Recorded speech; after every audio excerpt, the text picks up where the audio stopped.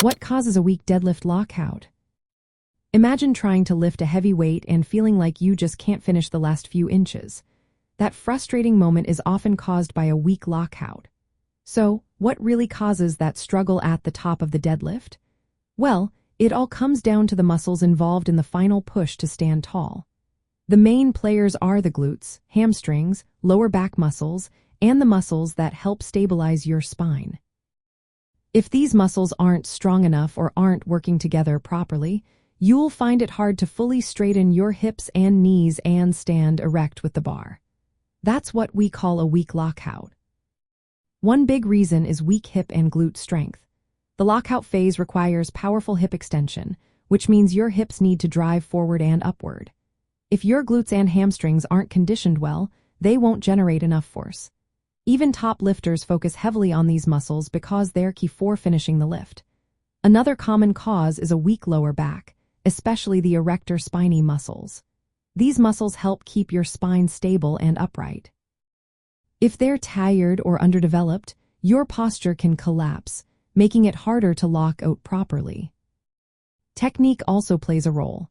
Lockout involves a large range of motion from the knees to full standing. If you don't fully engage your hips or try to lock out with your back first, you risk failing. Proper positioning is essential. Sometimes, grip and upper back strength matter too.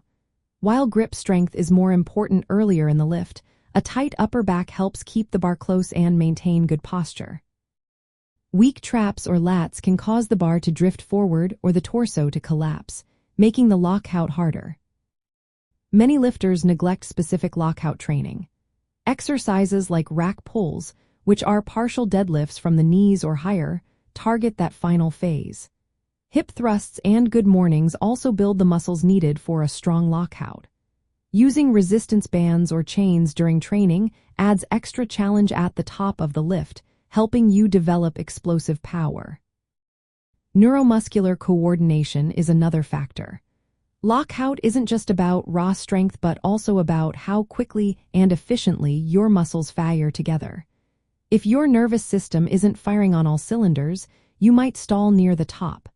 That's why explosive movements and speed work are important. World record deadlifters often focus on strengthening the hips, glutes, and lower back through targeted accessory work. They also refine their technique and gradually increase weight to avoid injury and build lockout strength over time. For example, elite lifters like Hafthor Julius Bjørnson and Matt Sommer emphasize these training elements. They avoid maxing out too often and instead focus on consistent, progressive overload. In the end, a weak deadlift lockout comes down to muscle weakness, poor technique, or lack of specific training. Improving these areas with focused exercises, proper form, and explosive training can help you finish your lift stronger and push past that sticking point.